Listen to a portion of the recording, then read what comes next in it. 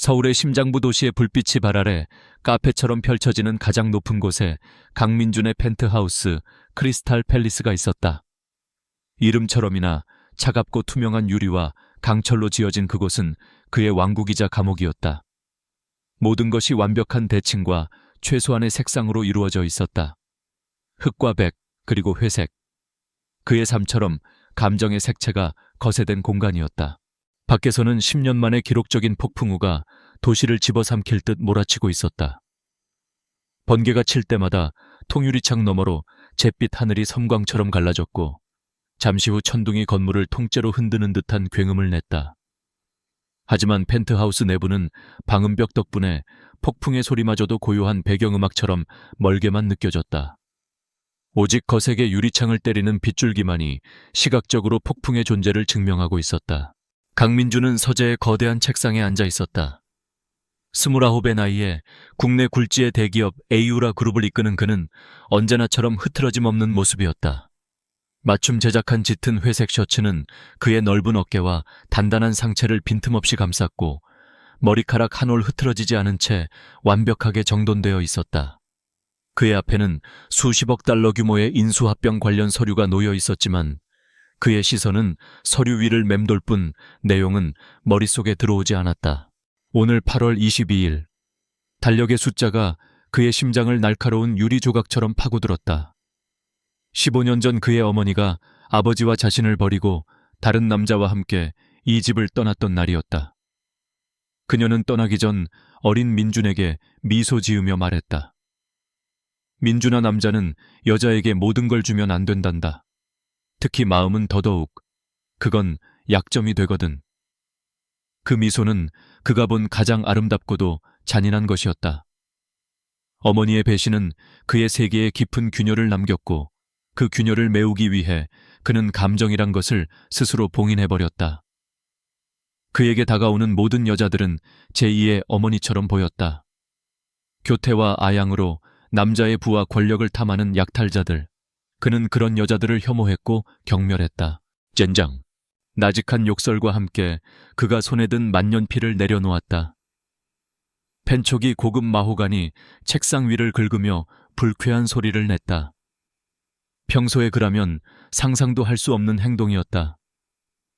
그는 자리에서 일어나 서재 한쪽 벽면을 가득 채운 와인셀러 대신 그 옆에 숨겨진 작은 바로 향했다. 그리고 망설임 없이 위스키병을 꺼내들었다. 글램피딕 30년산. 중요한 계약을 성사시켰을 때나 마시는 귀한 술이었지만 오늘은 그런 것을 따질 기분이 아니었다.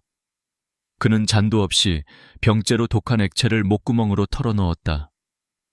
불타는 듯한 액체가 식도를 타고 내려가며 속을 뜨겁게 지졌지만 머릿속을 잠식한 차가운 기억을 몰아내기엔 역부족이었다.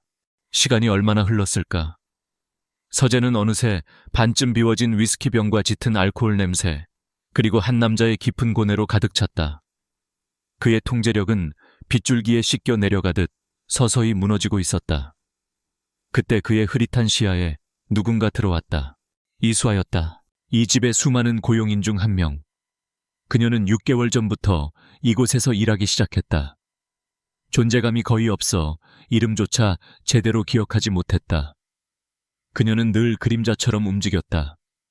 소리 없이 나타나 자신의 일을 완벽하게 해내고 소리 없이 사라졌다. 화려한 외모도 교태 섞인 몸짓도 없었다. 그저 단정하게 빗어넘긴 머리 화장기 없는 깨끗한 얼굴, 그리고 항상 아래를 향하는 차분한 시선이 전부였다. 민준이 혐오하는 부류의 여자들과는 정반대의 존재였다. 그래서 그는 그녀를 없는 사람처럼 여겼다. 오늘도 마찬가지였다. 폭풍우 때문에 다른 고용인들은 모두 일찍 퇴근했지만 그녀는 묵묵히 남아 집안을 정리하고 있었다. 서재에서 들려온 날카로운 파열음에 놀라 조심스럽게 안을 살핀 것이었다. 바닥에는 깨진 유리 조각이 흩어져 있었고 그 중심에 위스키 병을 든 채 위태롭게 서 있는 강민준이 있었다. 나가. 얼음장처럼 차가운 목소리였다. 하지만 평소의 위압감 대신 목소리 끝이 미세하게 떨리고 있었다. 수아는 그의 명령을 따르는 대신 조용히 안으로 들어와 바닥에 흩어진 유리 조각들을 치우기 시작했다. 그녀의 움직임은 침착하고 신중했다. 민주는 그런 그녀의 행동을 이해할 수 없었다. 다른 여자들이었다면 이런 기회를 놓치지 않았을 것이다. 놀란 척 걱정하는 척하며 그에게 접근해 어떻게든 동정심을 사려 했을 것이다. 하지만 그녀는 달랐다. 그저 묵묵히 자신의 일을 할 뿐 그에게 어떤 관심도 보이지 않았다. 내 말이 안 들리나 당장 나가라고 했다. 그가 한 걸음 다가서며 언성을 높였다. 술기운에 그의 눈은 붉게 충혈되어 있었다. 수아는 마지막 유리 조각을 쓰레받기에 담은 후에야 자리에서 일어났다. 그리고 처음으로 그녀는 고개를 들어 민준을 똑바로 쳐다보았다. 동요도 두려움도 어떤 계산도 없는 깊고 고요한 눈이었다. 다치실 수 있습니다, 회장님. 그녀의 목소리는 그녀의 눈처럼 차분했다. 그 목소리에 민준은 순간 할 말을 잃었다. 그의 분노와 경멸이 향할 곳을 잃고 허공에서 흩어졌다. 그는 평생을 사람들의 의도와 속내를 파악하며 살아왔다. 하지만 지금 그의 눈앞에 있는 이 여자의 생각은 전혀 읽을 수가 없었다. 그녀는 마치 맑고 투명한 호수 같아서 그 안에 비친 자신의 일그러진 모습만 보일 뿐이었다. 내가 상관할 바 아니야. 그는 애써 냉정을 되찾으려 했지만 이미 그의 목소리에서는 힘이 빠져 있었다. 그는 비틀거리며 다시 술병을 잡으려 했다. 그 순간 부드럽지만 단호한 손길이 그의 손목을 잡았다. 수아의 손이었다. 작고 가느다란 손이었지만 그 손에서 전해지는 힘은 의외로 강했다. 그만 드시는 게 좋겠습니다. 내가 뭔데 날 가르치려 들어. 민주는 그녀의 손을 뿌리치려 했지만 어째서인지 그럴 수가 없었다. 그녀의 손에서 전해지는 따뜻한 온기가 수십 년간 얼어붙어 있던 그의 마음 한구석을 녹이는 것 같았다. 그는 멍하니 자신의 손목을 잡은 그녀의 손을 그리고 그녀의 얼굴을 번갈아 보았다. 번개가 다시 한번 창밖을 환하게 밝혔고 그 빛에 수아의 얼굴이 선명하게 드러났다. 걱정스러운 빛이 감도는 검은 눈동자, 굳게 담은 입술. 그 순간 15년간 그를 지배해온 어머니의 잔인한 미소가 그녀의 얼굴 위로 겹쳐졌다. 하지만 어딘가 달랐다. 이곳에는 거짓이 없었다. 모두 다 똑같아. 원하는 게 있어서 접근하는 것뿐이지. 그는 술에 취해 넋두리처럼 중얼거렸다. 그건 수에게 하는 말이 아니라 자기 자신에게 하는 말이었다. 저는 아무것도 원하지 않습니다. 수아가 조용히 대답했다. 기어진 말. 그저 회장님께서 스스로를 해치지 않으셨으면 좋겠습니다. 그 말은 민준의 심장을 정통으로 꿰뚫었다. 그의 삶에서 누군가 그의 안위를 진심으로 걱정해 준 적이 있었던가. 아버지는 일에 미쳐 있었고 어머니는 그를 버렸다. 주변 사람들은 그의 권력과 돈을 보고 모여들 뿐이었다. 강민준이라는 인간 자체를 봐주는 사람은 아무도 없었다. 그런데 지금 이름도 제대로 몰랐던 이 여자가 그를 걱정하고 있었다. 민준은 갑자기 허탈한 웃음을 터뜨렸다. 그는 손목을 잡고 있던 그녀의 손을 부드럽게 감싸쥐었다. 그리고 다른 한 손으로 그녀의 턱을 들어 올렸다. 가까이서 본 그녀의 눈은 더 깊고 고요했다. 그 안에는 어떠한 욕망도 보이지 않았다. 오직 순수한 연민과 걱정뿐이었다. 정말 아무것도 원하지 않는 건가? 그의 목소리는 쉰 소리가 섞여 나왔다. 수아는 대답 대신 조용히 고개를 끄덕였다. 그녀의 눈동자가 작게 흔들렸다. 그건 두려움 때문이 아니라 그의 눈에 비친 깊은 슬픔 때문이었다. 그 순간 민준을 올가매고 있던 마지막 이성의 끈이 끊어졌다. 그는 자신을 둘러싼 모든 것을 잊었다. 에이오라 그룹의 회장이라는 직책도, 여자에 대한 뿌리 깊은 불신도, 과거의 상처도. 그는 그저 위로가 필요한 한 명의 남자일 뿐이었다. 그는 수아를 자신의 품으로 끌어당겼다. 놀란 그녀의 숨소리가 그의 귓가에 닿았다. 그는 그녀의 입술을 찾았다. 처음에는 거칠고 서툴렀지만 이내 위스키보다 더 독하고 달콤한 무언가에 취해갔다. 수아는 저항할 수 없었다. 그의 키스는 슬픔과 분노, 그리고 지독한 외로움으로 가득 차 있었다. 그녀는 이 거대하고 차가운 저택에서 늘 혼자였던 이 남자의 고통을 어렴풋이 느낄 수 있었다. 동정이었을까, 연민이었을까, 혹은 이 폭풍 우치는 밤이 만들어낸 기묘한 마법이었을까. 그녀는 자신도 모르게 그의 등을 부드럽게 감싸 안았다. 그것은 하룻밤의 실수이자 운명의 시작이었다. 폭풍우는 밤새도록 계속되었다. 그리고 두 사람의 세상도 함께 흔들렸다. 모든 것이 멈춘 새벽녘 폭풍이 지나간 자리에는 기이한 고요함만이 남았다. 침대 위 민주는 깊은 잠에 빠져 있었다. 평소의 날카로운 모습은 온데간데 없고 마치 상처 입은 아이 같은 얼굴이었다. 수아는 조용히 침대에서 빠져나와 흩어진 옷가지를 주워 입었다. 그녀는 잠든 그의 얼굴을 잠시 바라보았다. 그의 뺨에 희미하게 남은 눈물 자국을 보았을 때 그녀의 마음 한구석이 저릿하게 아파왔다. 이 밤에 일어난 일은 무엇이었을까? 실수 하룻밤의 일탈 그녀는 답을 알 수 없었다. 확실한 것은 단 하나, 내일 아침 해가 뜨고 이 남자가 잠에서 깨어나면 모든 것이 원래대로 돌아갈 것이라는 사실이었다. 그는 다시 에이유라 그룹의 냉혹한 회장 강민준으로 자신은 이름 없는 고용인 이수아로 돌아가야 했다. 이 밤의 일은 누구에게도 말할 수 없는 두 사람만의 비밀이 되어야 했다. 그녀는 조용히 방문을 열고 자신의 방으로 사라졌다. 마치 처음부터 그곳에 없었던 사람처럼. 폭풍이 휩쓸고 간 다음 날의 아침은 거짓말처럼 고요하고 맑았다. 밤새 도시를 짓누르던 먹구름은 흔적도 없이 사라지고 눈부신 햇살이 크리스탈 팰리스의 통유리창을 통과해 실내에 날카로운 빛의 기둥들을 세웠다. 세상은 정화된 듯 보였지만 강민준의 머릿속은 지독한 숙취와 혼란의 잔해로 가득했다. 그는 익숙한 자신의 침대에서 눈을 떴다. 머리가 깨질 듯한 두통과 함께 간밤의 기억들이 파편처럼 떠올랐다. 위스키의 쓴맛, 어머니의 잔인한 미소, 그리고 그의 이성을 마비시켰던 고요한 눈동자. 그는 벌떡 몸을 일으켰다. 시트에서는 그의 채취와 다른 은은하고 깨끗한 비누 향이 희미하게 남아있었다. 그것은 그가 어젯밤 이성을 잃고 한 여자를 품었다는 지울 수 없는 증거였다. 젠장할.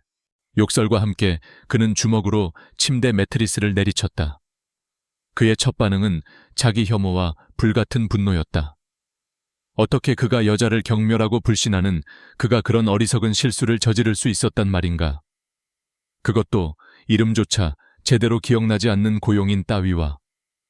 그의 머릿속은 즉시 방어 기제를 발동시켰다.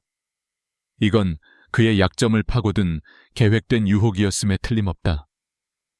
그녀의 그 순진해 보이던 얼굴, 걱정스럽던 눈빛, 그 모든 것이 계산된 연기였을 것이다. 폭풍 우치는 밤, 술에 취해 약해진 주인.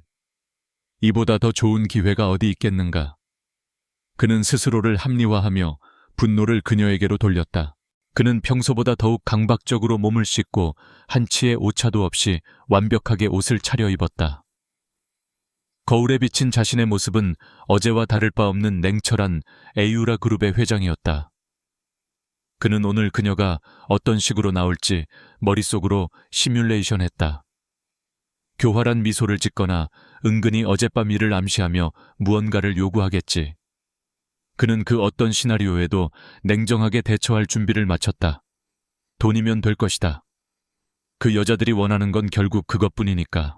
하지만 그의 예상은 완전히 빗나갔다. 1층으로 내려왔을 때 이수아는 이미 다른 고용인들과 함께 아침 식사를 준비하고 있었다. 그녀는 평소와 조금도 다르지 않았다. 단정한 유니폼 차림, 조용한 움직임, 그리고 바닥을 향한 시선. 그녀는 그가 나타나자 다른 고용인들처럼 허리를 숙여 인사했을 뿐 그와 눈 한 번 마주치지 않았다. 그녀의 얼굴에는 어떤 감정도 읽을 수 없었다. 마치 간밤의 일은 정말 꿈이었던 것처럼. 민주는 그녀의 무반응에 오히려 당황했다. 그는 식탁에 앉아 신문을 펼쳤지만 글자들은 눈에 들어오지 않았다. 그의 모든 신경은 소리 없이 움직이는 그녀에게 쏠려 있었다. 그녀가 커피를 따라줄 때 그는 자신도 모르게 긴장했다. 하지만 그녀의 손길은 조금의 떨림도 없었고 그녀의 목소리는 "실례합니다, 회장님" 이라는 의례적인 말 외에는 아무것도 담고 있지 않았다. 마치 그들은 어젯밤 서로의 가장 깊은 곳을 탐했던 사이가 아니라 여전히 주인과 고용인일 뿐인 것처럼. 그녀의 완벽한 무시는 그의 분노와 경멸을 길 잃게 만들었고 그 자리에 불편하고 생경한 감정이 싹트기 시작했다. 그날 이후 몇 주가 흘렀다. 크리스탈 팰리스는 다시 얼음 같은 평온을 되찾았다. 강민주는 일에 미친 듯이 몰두했다. 평소보다 더 공격적으로 사업을 확장했고 임원들을 혹독하게 몰아붙였다. 마치 자신의 내면에 생긴 작은 균열을 감추기 위해 더 높은 벽을 쌓으려는 듯 보였다. 하지만 밤이 되어 홀로 서재에 남을 때면 어김없이 간밤의 기억이 그를 찾아왔다. 위스키보다 독했던 그녀의 입술, 그의 등을 감싸던 작고 따뜻했던 손. 그는 그 기억을 떨쳐내려 애썼지만 그럴수록 기억은 더욱 선명해졌다. 그는 자신도 모르게 집안에서 그녀의 그림자를 찾고 있는 자신을 발견하고는 쏘스라치게 놀라곤 했다.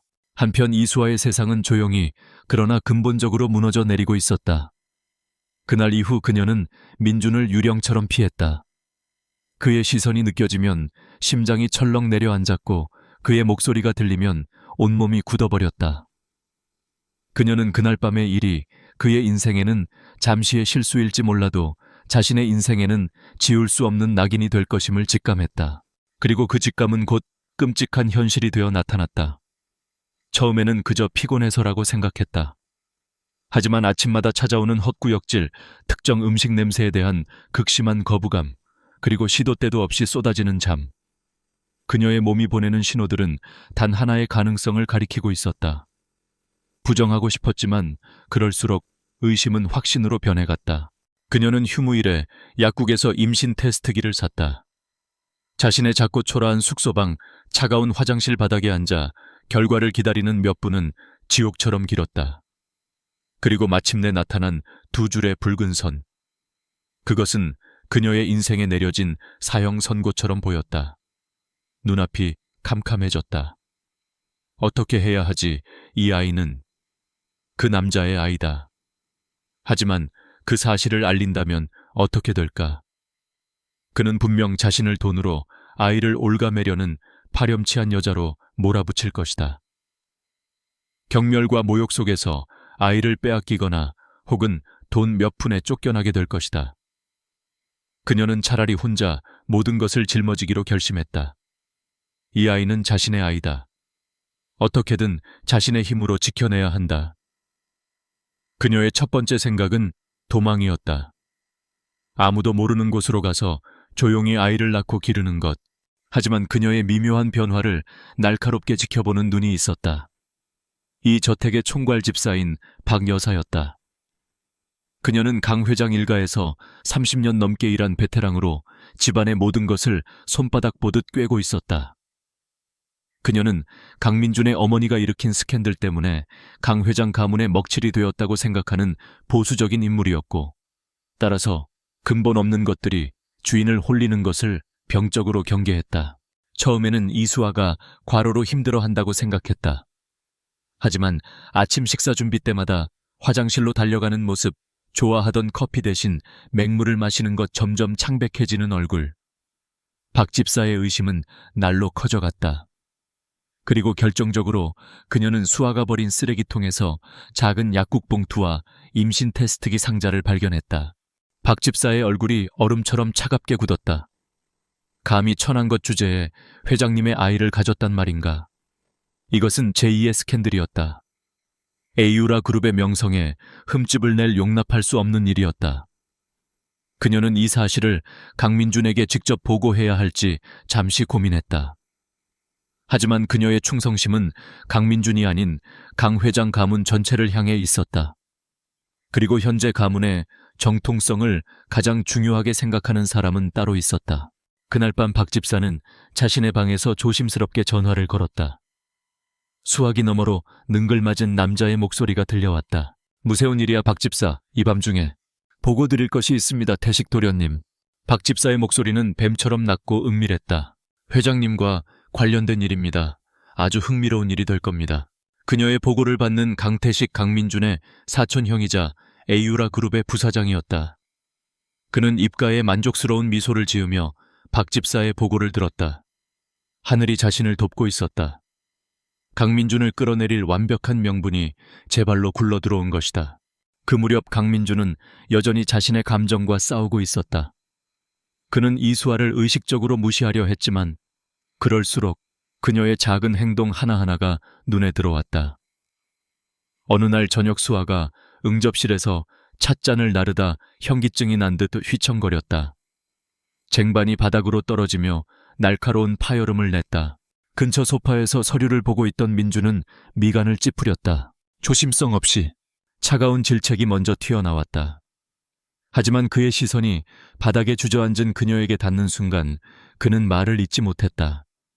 식은땀으로 젖은 창백한 얼굴 고통을 참는 듯 가늘게 떨리는 입술. 그 연약한 모습은 그의 가슴을 무언가로 세게 내리치는 듯한 충격을 주었다. 그날 밤 그의 품에서 속수무책으로 흔들리던 그녀의 모습이 겹쳐졌다. 그는 자신도 모르게 자리에서 일어나 그녀에게 다가가려 했다. 손을 뻗어 일으켜주고 싶었다. 괜찮으냐고 묻고 싶었다. 하지만 그의 발걸음은 중간에 멈췄다. 이건 또 다른 함정일지 모른다. 동정심을 유발하려는 계산된 행동일 수도 있다. 그는 애써 솟아오르려는 감정을 억누르고 차갑게 돌아섰다. 깨끗하게 치워놔. 그 말만 남기고 그는 서재로 향했다. 하지만 굳게 닫힌 서재 문 뒤에서 그는 자신에게 질문을 던지고 있었다. 정말 그녀가 그런 여자일까? 만약 그녀가 정말 도움이 필요한 상태라면 그의 머릿속은 더욱 복잡해졌다. 바닥에 홀로 남겨진 수아는 깨진 유리 조각들을 내려다보았다. 그의 차가운 등과 마지막 말이 산산조각난 자신의 처지처럼 느껴졌다. 그녀는 조심스럽게 자신의 아랫배를 감싸 안았다. 미약하지만 분명히 존재하는 작은 생명의 온기. 그 온기만이 이 차가운 세상에서 그녀가 기댈 유일한 것이었다. 눈물이 뺨을 타고 흘러내려 깨진 유리 조각 위로 떨어졌다. 이제 정말 혼자였다. 시간이 흐르면서 긴장감 넘치는 침묵이 계속되었다. 이수아에게 매일은 조용한 전쟁이었다. 입덧은 점점 심해졌고 그녀는 다른 이들의 호기심 어린 시선, 특히 박 집사의 칼날 같은 눈초리를 피해 자신의 상태를 숨기기 위해 모든 힘을 쏟아야 했다. 식사량은 줄고 얼굴은 점점 창백해졌지만 맡은 일은 여전히 완벽하게 해냈다. 그녀는 새 일자리와 거처를 알아보기 시작했다. 배가 불러오기 전에 이곳을 떠나야만 했다. 그녀는 혼자서라도 뱃속의 작은 생명을 지켜낼 만큼 강하다고 할 수 있다고 스스로에게 다짐했다. 강민준의 마음속 혼란은 조금도 가라앉지 않았다. 그는 그날 밤을 악몽으로 그녀를 보이지 않는 존재로 치부하려 애썼다. 하지만 그럴 수 없었다. 그녀의 조용한 존재감, 점점 야위어가는 얼굴, 모든 것이 눈의 가시처럼 박혀 그가 인정하고 싶지 않은 감정들을 계속해서 자극했다. 의심과 이름 모를 불안감이 마음속에서 스멀스멀 피어올랐지만 그는 뿌리 깊은 편견으로 애써 그것들을 억눌렀다. 그녀는 분명 결정적인 한 방을 날리기 위해 적절한 때를 기다리고 있는 것이리라. 그리고 운명의 그날이 왔다. 그날은 중요한 해외 파트너사 대표단이 방문하는 바쁜 아침이었다. 저택 전체가 분주하게 움직였다. 수아는 어지럼증을 느끼면서도 응접실에 있는 값비싼 고대 도자기 컬렉션을 정리하는 것을 돕고 있었다. 그녀는 민준이 가장 아끼는 물건 중 하나인 조선백자 다랑아리를 조심스럽게 들어 올렸다. 바로 그때 그가 중요한 통화를 하며 응접실로 들어왔다. 그는 그녀에게 하던 일을 계속하라는 손짓을 하고는 창가로 향했다. 그의 낮고 권위 있는 목소리가 울렸다. 그가 손에 든 컵에서 풍기는 진한 커피 향이 수아의 예민한 후각을 찔렀다. 극심한 메스꺼움이 몰려왔다. 눈앞이 빙글빙글 돌기 시작했다. 그녀는 균형을 잡으려 애쓰며 항아리를 제자리에 놓으려 했지만 이미 늦었다. 시야가 암전되며 그녀는 바닥으로 쓰러졌고 백자 항아리가 손에서 미끄러졌다. 쨍그랑 날카로운 파열음이 고요한 응접실에 울려 퍼졌다. 강민준이 획 돌아보았다. 산산조각난 백자 항아리 파편들 속에 이수아가 쓰러져 있었다. 순간 그녀의 부주의함에 화가 치밀었다. 하지만 이내 종이처럼 새하얀 얼굴과 핏기 없는 입술이 그의 모든 분노를 잠재웠다. 등골을 타고 오싹한 공포감이 흘렀다. 이수아. 그는 처음으로 그녀의 이름을 그렇게 또렷하게 외쳤다. 전화를 내던지고 그녀에게 달려갔다. 그는 무릎을 꿇고 힘없이 축 늘어진 그녀의 몸을 조심스럽게 안았다.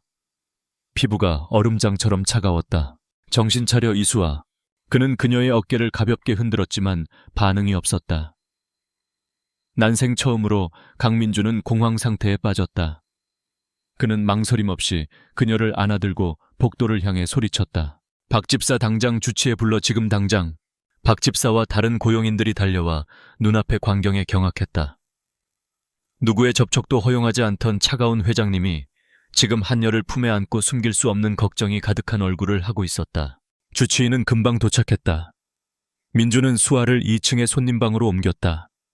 그는 창가에 서서 주먹을 꽉 쥔 채 의사가 그녀를 진찰하는 동안 애써 평정을 유지하려 했다. 시간은 숨막히게 더디게 흘렀다. 마침내 나이든 의사가 복잡한 표정으로 방에서 나왔다. 회장님, 크게 걱정하실 것은 없습니다. 과로와 영양 부족으로 인한 일시적인 쇼크입니다. 민주는 짧게 안도의 한숨을 내쉬었다.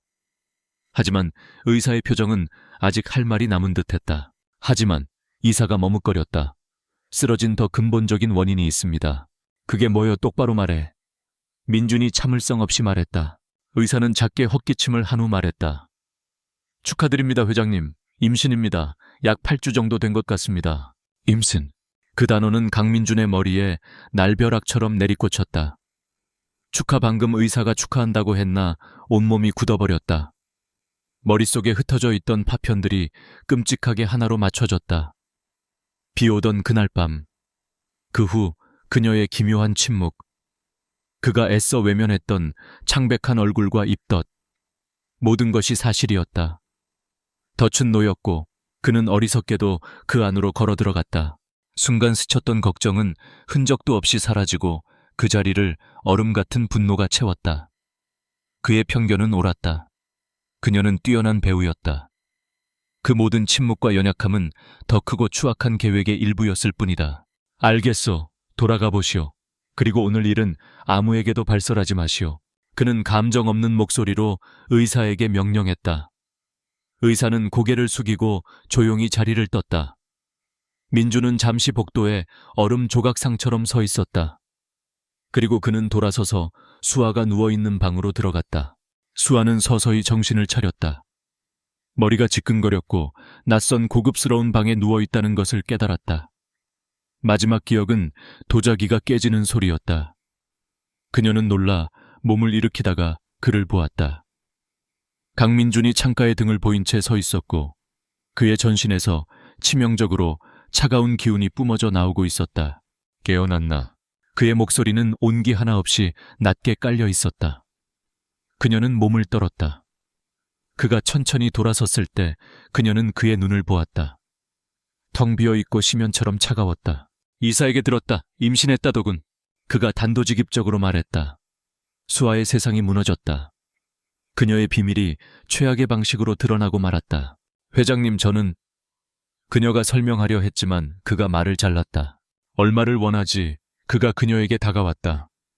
그의 발걸음 하나하나가 그녀의 심장을 짓밟는 듯했다. 처음부터 이게 목적이었나? 그 비오는 밤 술에 취한 나에게 접근해서 이 아이를 미끼로 내 발목을 잡을 생각이었나? 그의 말은 날카로운 비수가 되어 그녀의 가슴에 깊이 박혔다. 눈물이 차올랐지만 애써 삼켰다. 아닙니다. 절대 그런 게 아니에요. 아니라고 그럼 이게 뭐지? 우연이라고 순진한 척은 그만둬. 역겨우니까. 그는 침대 옆으로 다가와 경멸이 가득한 눈으로 그녀를 내려다보았다. 너 같은 여자들을 내가 얼마나 많이 봐왔는지 알아. 돈과 신분 상승을 위해서라면 무슨 짓이든 하는 것들.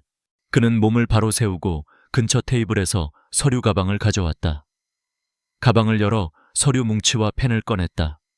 미리 준비된 합의서였다. 여기 서명해. 그가 그녀 앞 침대 위로 서류를 던졌다. 내 인생을 바꾸고도 남을 만큼의 돈이다. 강남에 있는 아파트 한 채와 평생 먹고 살 돈을 주지.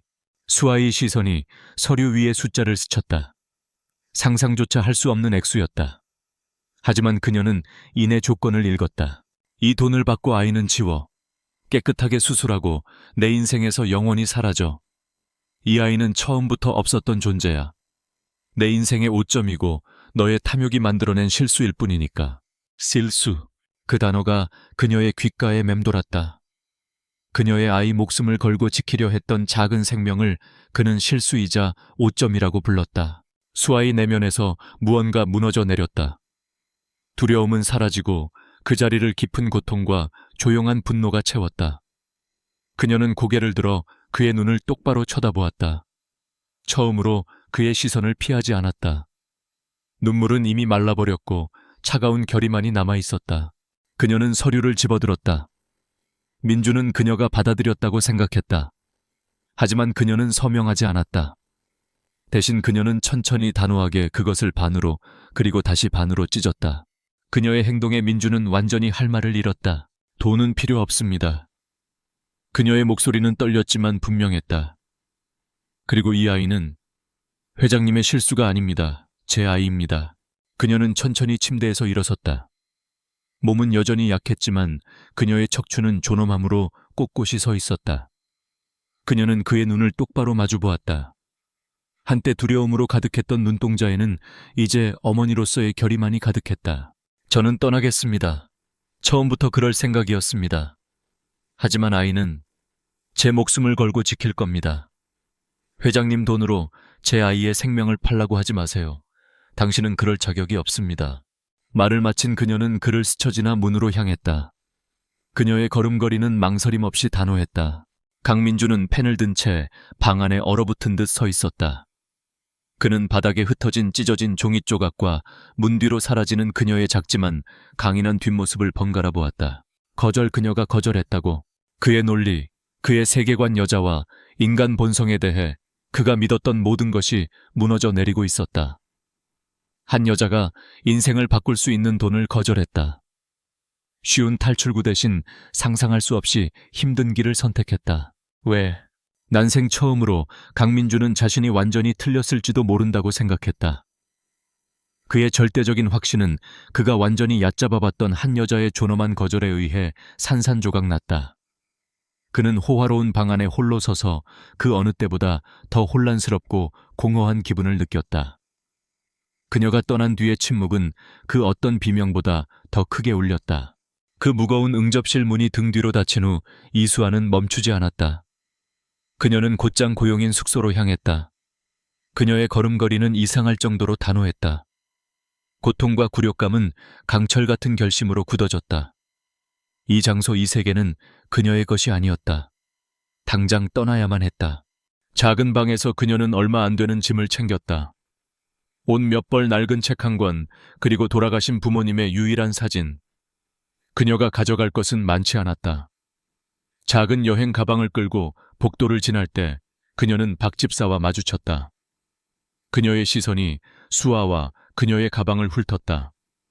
그 눈에는 숨길 수 없는 경멸과 통쾌함이 가득했다. 드디어 내 주제를 알았나 보구나. 그녀가 비꼬는 투로 말했다. 돈 한 뭉치 받고 꺼져주는 게 너 같은 것들에게는 가장 현명한 선택이지. 수아는 아무 말도 하지 않았다. 지금 논쟁하는 것은 무의미하다는 것을 알았다. 그녀는 그저 습관처럼 가볍게 고개를 숙여 마지막 인사를 하고 그녀를 스쳐 지나갔다. 그녀의 침묵이 박 집사를 더욱 화나게 하는 듯했지만 수아는 더 이상 신경 쓰지 않았다. 그녀는 화려한 저택의 직원용 문을 나섰다. 단 한 번도 뒤돌아보지 않았다. 거대한 서울이라는 도시는 소음과 무관심으로 그녀를 맞이했다. 그녀에게는 계획도 갈 곳도 없었다. 오직 약간의 저축과 그녀가 지켜야 할 뱃속의 작은 생명뿐이었다. 같은 시각 에이우라 그룹 본사. 도심 전체가 내려다 보이는 호화로운 사무실에서 한 남자가 전화 통화를 하며 크게 웃고 있었다. 강민준의 사촌형이자 에이우라의 부사장 강태식이었다. 그는 민준과는 정반대의 외모를 가졌다. 민준이 얼음과 규율이라면 태식은 불과 매력이었다. 그는 늘 웃고 친절하며 직원들에게 인기가 많았다. 하지만 그 미소 뒤에는 끝없는 야망과 민준보다 더한 잔인함이 숨어 있었다. 정말 그 자식이 정말 그랬다고. 그는 남은 손으로 값비싼 만년필을 돌리며 말했다. 정말 오만한 멍청이야. 소식 전해줘서 고마워 박 집사. 그는 전화를 끊었다. 입가의 미소는 더욱 짙어졌다. 모든 것이 계획보다 더 완벽하게 진행되고 있었다. 그 하녀가 떠났다. 이것은 그녀를 돈을 받고 도망친 죄인처럼 보이게 만들 것이다.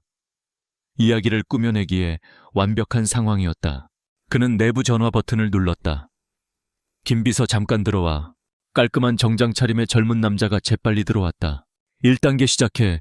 태식이 여전히 즐거운 목소리로 명령했다. 기자들에게 빵 부스러기 몇 개 던져줘서 냄새를 맡게 해. 왕자를 함정에 빠뜨리려다 쫓겨난 불쌍한 신데렐라 이야기로 꾸며. 아주 애처롭게 하지만 약간의 악의를 담아서. 기억해. 우리의 목표는 그 계집애가 아니라 우리가 존경하는 회장님의 리더십 자질이야. 얼마 지나지 않아 소문의 폭풍이 일기 시작했다. 처음에는 한 인기 온라인 커뮤니티에 아그룹 K 젊은 회장의 뒷이야기라는 제목의 익명 게시물이 올라왔다. 그 후에는 한 타블로이드 신문에 가십성 기사가 실렸다. 이야기는 교묘하게 각색되었다. 이수아는 야심에 찬 가난한 여자로 회장의 약점을 이용해 임신하여 신분 상승을 노린 인물로 묘사되었다. 강민주는 돈으로 여자와 자신의 아이를 버린 냉혈한 재벌로 그려졌다. 소문은 걷잡을 수 없이 퍼져나갔고 수많은 허위 사실이 덧붙여졌다.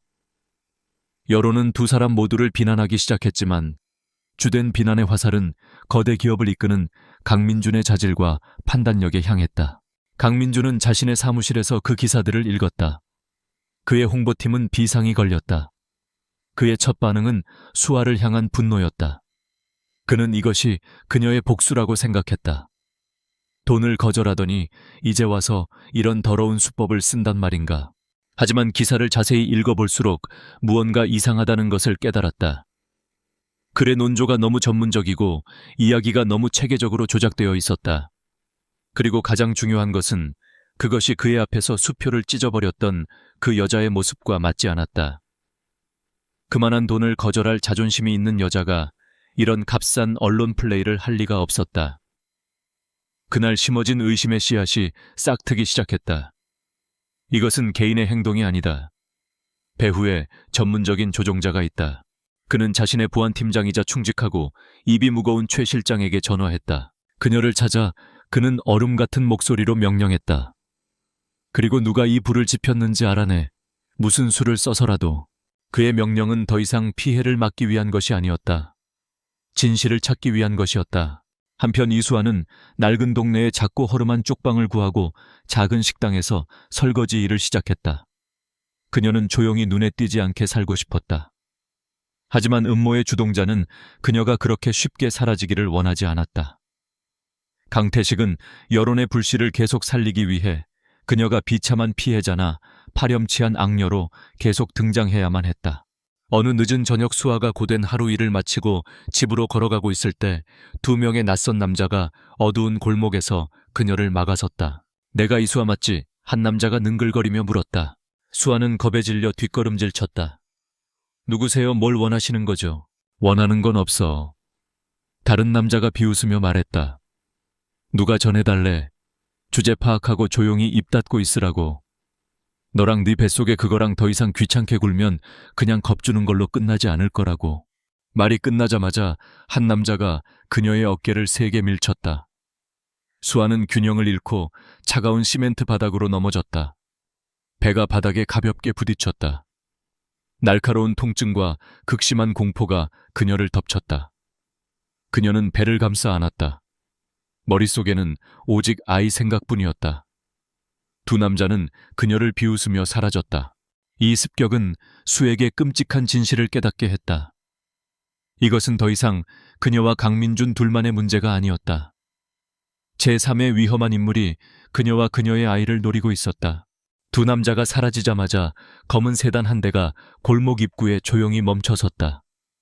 검은 정장을 입은 남자 몇 명이 내렸다. 최 실장의 부하들이었다. 그들은 그녀를 찾아냈고 멀리서 모든 상황을 목격했다. 그들 중 한 명이 즉시 보고를 올렸다. 회장실에서 강민주는 초기 조사 보고서를 보고 있었다. 최 실장 팀은 소문의 출처가 위기관리 전문 마케팅 회사이며 이 회사가 에이유라 그룹 내 몇몇 이사들과 모호한 관계를 맺고 있다는 것을 알아냈다. 바로 그때 그의 전화가 울렸다. 회장님 찾았습니다. 그리고 최 실장이 머뭇거렸다. 방금 공격을 받았습니다. 그는 부하 직원이 목격한 사건을 자세히 보고했다. 최 실장의 말 한마디 한마디가 강민준의 가슴에 망치처럼 내리꽂혔다. 소문은 소문일 뿐이다. 하지만 임신한 여성을 향한 물리적 공격은 전혀 다른 차원의 문제였다. 그의 마음속에 남아있던 모든 의심과 편견은 순수한 분노와 예기치 못한 강한 보호 본능의 불길에 타서 사라졌다. 이것은 더 이상 그의 평판에 관한 문제가 아니었다. 넘어서는 안 될 선을 넘은 것이다. 그의 아이와 그 아이를 품고 있는 여자가 위험에 처했다. 그녀를 안전가옥으로 옮겨 24시간 경호를 붙여 아무도 접근하지 못하게 해. 강민준의 목소리는 이제 차가움을 넘어 살기까지 뛰고 있었다. 그리고 그놈들 누군지 알아내. 무슨 수를 써서라도 내가 직접 그놈들을 봐야겠어. 그는 전화를 끊고 일어섰다. 불빛이 반짝이는 도시의 야경을 내려다보는 그의 창가로 다가갔다. 게임의 판도는 바뀌었다. 음모의 거미줄이 드러났고 그의 내면에서 오랫동안 잠자고 있던 포식자가 마침내 깨어났다. 그는 더 이상 방어하지 않을 것이다. 사냥을 시작할 것이다. 감히 자신의 것을 건드린 자들에게 상상조차 할 수 없는 대가를 치르게 할 것이다. 이수아의 두려움은 곧 혼란으로 바뀌었다. 그녀는 호화롭고 외부와 완벽히 차단된 펜트하우스로 옮겨졌다. 그곳은 크리스탈 팰리스처럼 압도적으로 화려하지는 않았지만 최첨단 보안 시스템과 완벽한 사생활 보호를 자랑했다.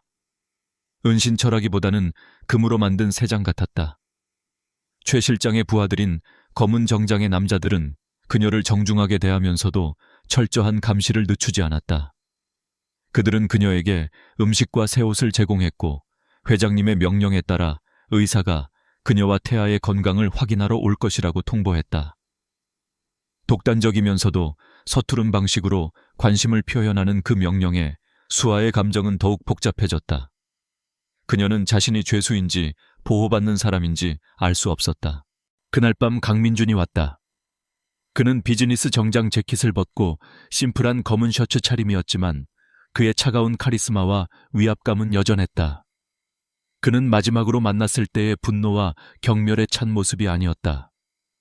대신 중요한 전투를 앞둔 장군처럼 침착하고 집중하며 실용적인 태도를 보였다. 그는 안전거리를 유지하며 그녀 맞은편 소파에 앉았다. 두 사람의 숨소리가 들릴 정도로 공기는 긴장감으로 가득했다. 몸은 좀 어떻지? 그가 낮은 목소리로 입을 열었다. 괜찮습니다. 수아가 방어적인 태도를 유지하며 짧게 대답했다. 민주는 빙빙 돌리지 않았다. 그는 태블릿 PC를 테이블 위에 올려놓았다. 화면에는 그들을 비방하는 기사들과 그녀를 골목에서 공격했던 남자들의 흐릿한 사진이 떠 있었다. 누군가 우리 둘 다를 노리고 있어. 이건 단순히 돈 문제나 원한 관계가 아니야. 더 큰 그림이 있어. 그는 그녀의 마음을 꿰뚫어 볼 듯 날카로운 눈으로 그녀를 똑바로 쳐다보았다. 솔직하게 말해줘. 왜 돈을 거절했지? 이것은 비난하는 질문이 아니었다. 진심으로 답을 원하는 질문이었다. 수아는 그것을 느낄 수 있었다. 그의 눈에 담긴 보기 드문 진심에 그녀는 망설였다. 이 남자를 믿어도 될까? 가장 악독한 말로 그녀에게 상처를 준 사람을. 왜냐하면 그녀는 잠시 머뭇거리다 깊은 숨을 내쉬었다. 그 돈을 받으면 제 아이는 평생 돈 때문에 태어난 아이라는 꼬리표를 달고 살게 될 테니까요. 전 그냥 제 아이를 조용히 평범하게 키우고 싶었을 뿐입니다. 회장님 세상과는 아무 상관없이요. 그녀의 진솔하고 소박한 말이 민준의 강철 같은 심장을 강타했다.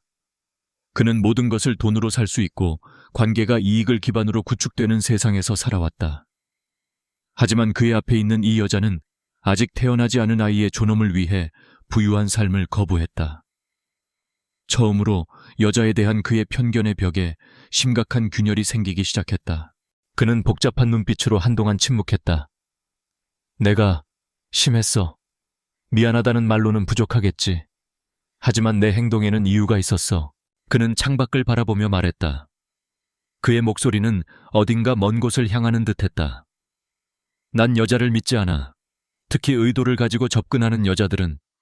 과거에 그런 믿음 때문에 모든 것을 잃을 뻔한 적이 있었거든. 그것은 변명이 아니라 고백이었다. 그의 영혼에 깊이 새겨진 상처를 엿볼 수 있는 순간이었다. 그의 예상치 못한 솔직함에 수아의 마지막 방어벽이 무너졌다. 그녀는 이 남자 역시 과거의 희생자이며 자신이 현재의 희생자인 것과 같다는 것을 깨달았다. 언론에 제보한 게 당신이 아니라는 건 알아. 민준이 다시 현실로 돌아와 말을 이었다. 내 적이 당신과 아이를 이용해서 날 공격하고 있어. AU라 내부의 소행으로 의심돼. 그래서 당신의 도움이 필요해. 제 두미여 수아가 놀라 물었다. 전 그냥 하녀일 뿐이에요. 제가 뭘 도울 수 있겠어요. 당신은 그냥 하녀가 아니야. 그가 확신에 찬 목소리로 말했다. 당신은 내 가장 가까이에 있었지만 가장 보이지 않는 존재였어.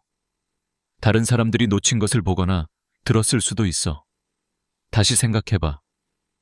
거기서 일하는 몇 달 동안 아무리 사소한 것이라도 뭔가 이상한 점은 없었나? 수아는 눈을 감고 기억을 더듬었다. 저택에서의 삶은 정해진 프로그램처럼 모든 것이 규칙적으로 돌아갔다. 하지만 집중해서 생각하자 무관해 보였던 몇 가지 사소한 디테일들이 떠오르기 시작했다. 박 집사님. 그녀가 천천히 입을 열었다. 그분, 최근에 휴대폰을 새로 바꾸셨어요. 아주 비싼 최신 모델로요. 하지만 항상 잠금 화면을 아래로 향하게 두셨고 누가 가까이 가면 아주 경계하셨어요. 민준이 고개를 끄덕였다. 계속해. 그리고 강태식 부회장님. 그 이름이 나오자 민준의 눈이 가늘어졌다. 회장님께서 출장 가셨을 때 그분이 회장님 서재에 몇 번 들르셨어요. 박 집사님이 안내했고요. 그 방문은 일정에 없었고 회장님께 보고되지 않은 것 같았어요. 이것은 심각한 보안 규정 위반이었다. 민준의 서재는 극비 문서가 보관된 곳이었다. 오직 그와 몇몇 최측근 비서들만이 출입할 수 있었다. 또 다른 건 민준의 목소리가 긴장으로 팽팽해졌다. 수아가 애써 기억을 되살렸다. 한 번은 부회장님께서 서재에서 나오시면서 서류 봉투를 떨어뜨리셨는데 제가 주워드렸습니다. 제가 얼핏 봤는데 봉투에 블루 크리스탈 프로젝트라고 적혀 있었어요. 그 이름을 듣자 민준의 눈에 차가운 빛이 번뜩였다. 블루 크리스탈. 네, 제가 그 이름을 기억하는 건 그건 회장님께서 석 달 전에 직접 중단시키라고 명령하신 프로젝트 아니었나요? 보안 위험과 불확실한 가능성 때문에요. 마지막 퍼즐 조각이 맞춰졌다. 블루 크리스탈 프로젝트는 야심차지만 위험 부담이 큰 바이오 기술 프로젝트였다. 민주는 그것을 폐기했지만 항상 그 프로젝트를 지지했던 태식이 몰래 관련 자료에 접근하고 있었다. 이것은 그가 단지 민준의 자리를 노리는 것이 아니라 그룹의 이익에 해를 끼치는 행위를 하고 있다는 것을 의미했다. 이 개인적인 스캔들은 훨씬 더 큰 음모를 덮기 위한 연막이었던 것이다. 민주는 완전히 다른 눈으로 수아를 바라보았다. 그는 더 이상 무력한 하녀가 아니라 지적이고 예리하며 비범한 기억력을 가진 여자를 보고 있었다. 그녀가 제공한 단서들은 전문 조사팀보다 더 가치가 있었다. 잘했어. 그가 숨길 수 없는 존중을 담아 말했다. 아주 잘했어. 그는 일어나 그녀에게 다가갔다. 이번에는 거리를 두지 않았다. 그는 그녀 앞에 서서 단호한 눈빛으로 말했다. 당신과 아이의 안전은 내가 보장하지. 대신 내가 이 모든 일의 배후를 밝혀낼 때까지 여기 있어줘. 그리고 내가 묻는 말에 답해줘. 당신이 보고 들은 모든 것들이 필요해. 우리가 함께 이 일을 끝내는 거야. 그것은 명령이 아니라 협력 제안이었다. 동맹이었다. 수아는 그의 눈을 바라보았다. 아직 그를 완전히 믿지는 않았다. 하지만 보이지 않는 적으로부터 아이를 지키기 위해서는 그와 협력하는 것이 유일한 길이라는 것을 알았다. 적의 적은 친구다. 그녀가 작게 고개를 끄덕였다. 알겠습니다. 그 안전 가옥에서 마지못한 동맹이 형성되었다. 그들의 관계는 영원히 변했다. 그들은 더 이상 주인과 하인이 아니었다. 공동의 위협과 아직 태어나지 않은 아이라는 공동의 미래로 묶인 두 사람이었다. 방역은 이제 막 시작되었다. 안전가옥은 비공식적인 지휘본부로 변했다. 강민주는 자신의 최측근인 최 실장을 그곳으로 불렀다. 그는 이수아를 보호해야 할 증인이 아니라 이 작전의 중요한 파트너라고 소개했다. 날카로운 눈빛과 차분한 태도를 지닌 중년의 최 실장은 수에게 정중하게 고개를 숙였다. 작지만 의미 있는 그 행동은 그녀의 새로운 역할을 공식적으로 인정하는 것이었다. 거실 중앙의 큰 유리 테이블 위에는 수아가 제공한 3가지 단서가 조사의 핵심으로 놓였다. 박 집사의 의심스러운 휴대폰, 강태식의 비밀스러운 방문, 그리고 블루크리스탈 프로젝트 서류.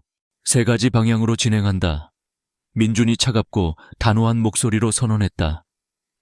최 실장 당신은 박 집사와 강태식을 맡아 그들의 모든 금융기록 통신 내역을 조사하고 모든 움직임을 감시해 누구를 만나고 무슨 말을 하고 어디에 돈을 쓰는지 전부 알아내야 해. 그는 자신의 노트북으로 시선을 돌렸다. 나는 직접 사이버 보안 전문가 팀을 이끌고 AU레이 서버를 파헤칠 거다. 강태식이 블루 크리스탈 데이터로 무슨 짓을 했는지 알아내야만 해. 전략적이고 조용한 방역이 시작되었다. 최 실장의 팀은 번개처럼 움직였다. 전문적인 수단을 통해 그들은 박 집사의 새 휴대폰 데이터를 전부 복제했다. 수아의 의심대로 그 안에는 정보의 보고가 들어있었다. 미등록 번호와의 수많은 암호화된 메시지, 그리고 유령 회사로부터의 이체 내역. 그 회사의 흔적을 추적해 강태식이 비밀리에 통제하고 있다는 것을 밝혀내는 데는 몇 시간밖에 걸리지 않았다. 박 집사에게 이체된 돈은 그녀가 평생 호화롭게 살고도 남을 액수였다. 동시에 다른 감시팀이 강태식을 밀착 마크했다.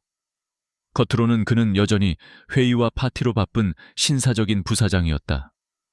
하지만 어둠 속에서는 비밀스러운 만남을 가졌다. 전문 파파라치들은 그가 경쟁 바이오 기술 회사인 넥서스 바이오텍의 임원들을 만나는 선명한 사진을 찍었다. 만남은 그가 아무도 추적할 수 없다고 믿었던 은밀한 프라이빗 클럽에서 이루어졌다. 한편 민준과 그의 화이트 해커팀은 디지털 전쟁을 벌이고 있었다. 에이유라의 서버는 여러 겹의 보안으로 보호받고 있었지만 태식은 부사장이라는 자신의 권한을 이용해 교묘한 백도어를 만들어 놓았다. 그는 이메일을 삭제하고 파일을 암호화하며 모든 흔적을 지우려 했다. 하지만 그는 민준의 팀을 과소평가했다. 그들은 복잡한 코드라인과 견고한 방화벽 사이에서 밤새도록 일했다.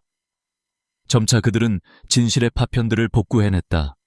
태식과 넥서스 바이오텍 연구원들 사이에 오간 삭제된 이메일들, 기술 이전 계약서 초안들, 그리고 가장 중요하게는 블루크리스탈의 방대한 연구 정보가 불법적으로 복제되어 외부로 전송된 데이터 흔적.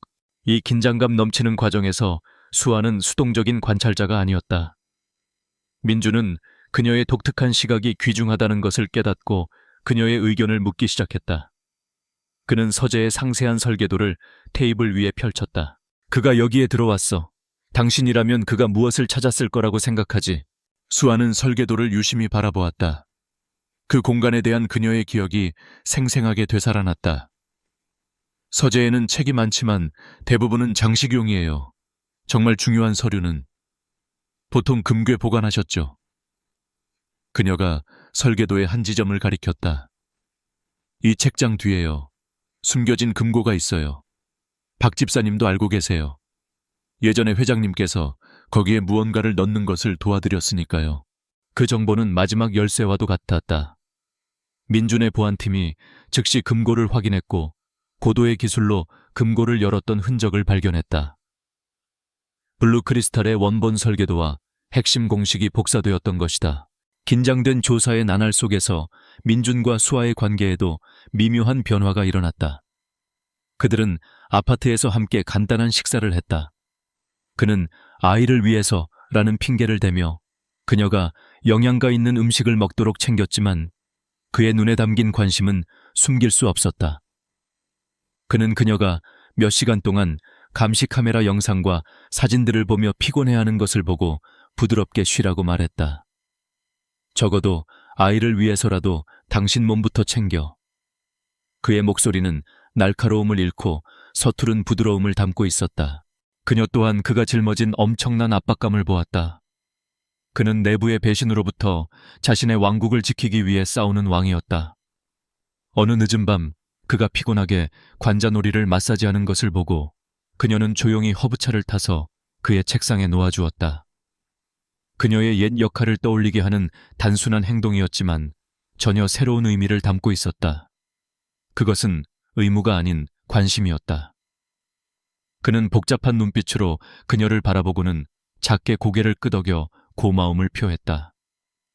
그들 사이에는 많은 말이 필요 없었다. 조용한 이해가 형성되었다. 마침내 모든 증거가 모여 강태식의 음모에 대한 완전하고 끔찍한 그림을 그려냈다. 그는 공금을 횡령하여 비밀리에 블루크리스탈 프로젝트를 재개했다. 그는 연구를 완성했고 이제 그 완전한 데이터와 특허를 넥서스 바이오텍에 팔아 막대한 돈과 그 회사에서의 중요한 자리를 약속받은 마지막 단계에 있었다. 그의 계획은 극도로 악랄했다. 그는 민준을 축출하기 위한 임시 주주총회를 소집할 명분으로 민준의 개인적인 스캔들을 만들어냈다. 민준이 제거되면 태식은 임시 회장으로서 마지막 이전을 승인하여 자신의 배임 행위를 합법화할 것이었다. 그리고 그는 프로젝트 실패와 재정적 손실의 책임을 민준의 불안정한 리더십 탓으로 돌리며 모든 흔적을 지울 계획이었다. 민준은 화이트보드에 그려진 음모의 도식을 바라보았다. 그의 눈은 얼음처럼 차가웠다. 그는 모든 것을 계산했지만 한 가지는 놓쳤다. 이수아의 강인함과 그 자신의 보호 본능의 부활. 그놈은 나를 끌어내릴 무대를 원했지.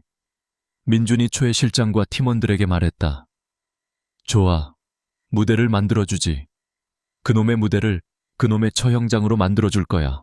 임시 주주총회는 3일 후로 정해졌다. 민준의 팀은 방역 프레젠테이션을 준비하기 위해 밤낮으로 일했다. 그들은 증거들을 체계적으로 정리했다. 박 집사의 은행 기록 태식의 감시사진 복구된 데이터, 그리고 전체 음모를 폭로하는 상세한 타임라인. 회의 전날 밤 아파트는 팽팽한 긴장감에 휩싸였다. 수아는 창가에 서서 도시를 내려다보고 있었다. 민준이 그녀 옆으로 다가왔다. 준비됐어, 그가 물었다. 그녀는 그를 돌아보았다. 그녀의 눈에는 더 이상 하녀의 두려움이 없었다. 동료의 결의가 가득했다. 그녀는 자신의 배에 손을 얹었다. 새로운 생명이 자라고 있는 곳이었다. 네, 그녀가 단호한 목소리로 대답했다. 우린 준비됐어요. 그들은 함께 서 있었다. 다른 세계에서 온 두 사람이 이제 공동의 목표로 하나가 되었다. 가장 큰 폭풍이 다가오고 있었고 이번에는 그들이 함께 맞설 것이다. 심판의 날의 새벽이 밝았다. 에이유라 그룹 본사 밖의 분위기는 폭발 직전처럼 팽팽했다. 수백 명의 기자와 카메라가 진을 치고 한국 재계 역사상 가장 극적인 사건 중 하나를 기다리고 있었다. 안전 가옥 안에서 강민준은 자신의 정장을 입고 있었다. 그의 모든 움직임은 전투를 앞두고 갑옷을 입는 전사처럼 느리고 신중했다. 그는 준비가 되었다. 그의 얼굴에는 지난 몇 주간의 혼란 대신 무서운 침착함과 집중력만이 남아 있었다. 이수아가 그의 옆에 섰다. 그녀는 더 이상 하녀 유니폼이나 평범한 옷차림이 아니었다. 오늘 그녀는 그녀의 조용한 아름다움과 강인한 기품을 돋보이게 하는 심플하지만 우아한 크림색 드레스를 입고 있었다. 그녀의 배는 약간 불러 있었고 그것은 그들이 지키기 위해 싸우는 모든 것을 가시적으로 상기시켜 주었다. 그녀는 긴장했지만 두려워하지 않았다. 그들은 서로 눈을 맞추었다. 말없이 그들은 서로에게 힘과 신뢰를 전했다. 내 바로 뒤에 있어. 민준이 나지막이 말했지만 그 의미는 더 이상 주인의 명령이 아니라 한 남자의 보호의 약속이었다. 거대하고 위험 있는 주주총회장은 권력 있는 얼굴들로 가득 찼다. 이사회 멤버들 대주주들 모두가 심각한 표정이었다. 강태식은 연단 위에서 완벽하게 자신감 있고 정의로워 보였다. 그는 에이유라의 유산과 미래에 대한 웅변으로 연설을 시작했고 서서히 공격으로 방향을 틀었다. 그는 회장의 도덕적 위기가 어떻게 주가와 회사의 명성에 영향을 미쳤는지를 교묘하게 설명했다. 그는 민준의 최근 변덕스러운 경영과 잘못된 결정에 대한 조작된 증거를 제시했다. 그는 개인적인 감정에 휘둘려 더 이상 그룹을 이끌 만한 분별력이 없는 리더의 그림을 그렸다. 아우라의 미래를 위해 그는 극적인 목소리로 결론지었다. 저는 강민준 회장에 대한 불신임 투표를 제안할 수밖에 없습니다. 회의장은 웅성거림으로 가득 찼다. 판세는 태식에게 기우는 듯했다. 그가 투표를 요청하려는 순간 민준이 일어섰다. 잠깐만. 모든 시선이 그에게 쏠렸다. 그는 연단으로 올라가 사촌형과 마주섰다. 그는 태식이 제시한 자료는 쳐다보지도 않았다. 저는 부회장님의 우려에 깊이 공감합니다. 그의 목소리는 크고 분명하게 울려 퍼졌다. 에이유라 그룹의 리더는 흠결이 없어야 합니다. 특히 회사에 막대한 손해를 입히는 배임 행위 같은 것은 절대 용납될 수 없죠. 그것은 신호였다. 태식 뒤의 대형 스크린, 그의 프레젠테이션이 떠있던 화면이 갑자기 꺼졌다가 완전히 새로운 내용으로 다시 켜졌다. 첫 번째는 박 집사의 은행 계좌 내역이었다. 태식의 유령 회사로부터 거액의 자금이 입금된 기록. 회의장에 있던 몇몇 이사들의 얼굴색이 변하기 시작했다. 다음은 강태식이 넥서스 바이오텍 임원들과 악수하는 선명한 감시 사진이었다. 회의장의 웅성거림은 놀라움의 탄성으로 바뀌었다. 그 후 화면에는 블루크리스탈 프로젝트와 관련된 복구된 이메일과 데이터 전송 기록이 나타났다. 민준팀의 재무 전문가가 나서서 횡령과 기술 유출의 규모를 간결하고 명확하게 설명했고 피해액은 수억 달러에 이를 것으로 추산되었다. 강태식의 얼굴이 시체처럼 하얗게 질렸다. 말도 안 돼, 전부 조작이야. 그가 목소리가 갈라지며 소리쳤다. 이건 자신의 스캔들에서 시선을 돌리기 위한 비열한 음모야. 마지막 증거는 서류가 아닙니다. 민준이 강철처럼 차가운 목소리로 말했다. 증인입니다. 회의장의 큰 문이 열렸다. 최 실장의 호의를 받으며 이수아가 천천히 안으로 들어왔다. 그녀의 등장은 회의장에 충격파를 던졌다. 그녀는 스캔들의 중심이었고 지난 몇 주간 언론이 추측했던 바로 그 미스터리한 하녀였다. 그녀는 연단으로 올라가 민준 옆에 섰다. 수백 개의 권력 있는 시선 앞에서 그녀는 조금도 흔들리지 않았다. 그녀의 목소리는 맑고 단단했다. 그녀는 태식의 비밀스러운 방문, 블루크리스탈 프로젝트, 서류, 그리고 그녀가 받았던 협박에 대해 상세히 증언했다. 사건의 핵심 피해자이자 증인인 그녀의 증언은 반박할 수 없는 무게를 가졌다. 그리고 치명타가 날아왔다. 민준이 녹음 파일을 재생했다. 그것은 태식과 박 집사 사이의 통화 내용으로 그가 민준을 제거한 후 그 계집애를 깔끔하게 처리하라고 지시하는 내용이었다. 모든 것이 끝났다. 회의장은 혼란에 휩싸였다. 바로 그때 문이 다시 한번 열렸다. 민준이 미리 연락해둔 검사들과 수사관들이 들어와 강태식에게 곧장 다가갔다. 강태식 씨 당신을 횡령 산업 스파이 및 폭행 교사 혐의로 체포합니다.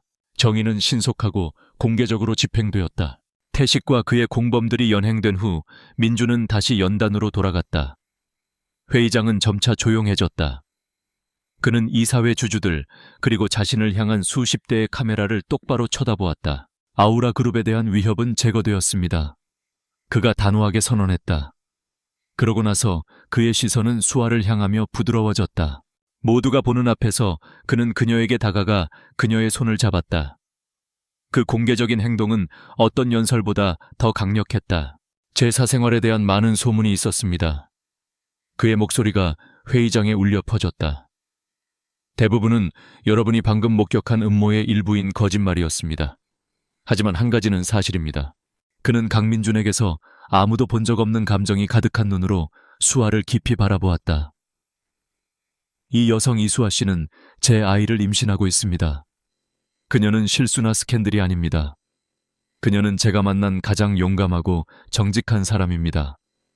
그녀와 우리 아이는 저의 미래이며 저는 제 모든 것을 걸고 그들을 지킬 것입니다. 1년 후 한강변의 따스한 햇살이 가득한 집에서 아이의 맑은 웃음소리가 울려 퍼졌다.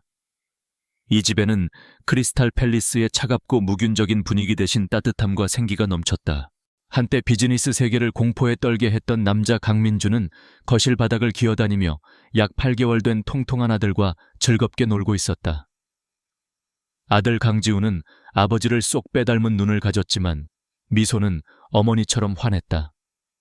민준의 눈에 서려 있던 냉기는 완전히 사라지고 아버지로서의 따뜻함과 만족감으로 가득 차 있었다. 이수아는 소파에 앉아 두 부자를 자애로운 미소로 바라보고 있었다. 그녀는 더 이상 예전의 하녀가 아니었다. 민준의 지원으로 그녀는 대학교에 복학하여 경영학 공부를 마치고 있었다. 그녀는 또한 에이유라가 설립한 어려운 환경의 미혼모를 돕는 자선재단을 운영하고 있었다. 그녀는 자신의 목소리와 자리를 찾았고 모든 면에서 그의 동등한 파트너였다. 민준이 고개를 들어 그녀를 보았고 그들은 사랑과 이해가 가득한 눈빛을 교환했다. 그는 일어나 그녀에게 다가가 그녀의 입술에 가볍게 키스했다. 무세운 생각에 그가 물었다. 생각하고 있었어요. 그녀가 그의 어깨에 머리를 기대며 대답했다. 가장 큰 폭풍이 때로는 가장 아름다운 새벽을 가져온다는 걸요. 그는 그녀를 품에 안았다. 그들은 함께 테이블을 잡고 일어서려는 아들을 바라보았다. 민준의 더 공감적인 리더십 아래 에이유라 그룹은 그 어느 때보다 더 강력하게 성장하고 있었다. 과거의 상처는 치유되었고 그들은 배신과 편견의 잿더미 속에서 함께 행복하고 완전한 가족 그리고 미래를 만들어냈다.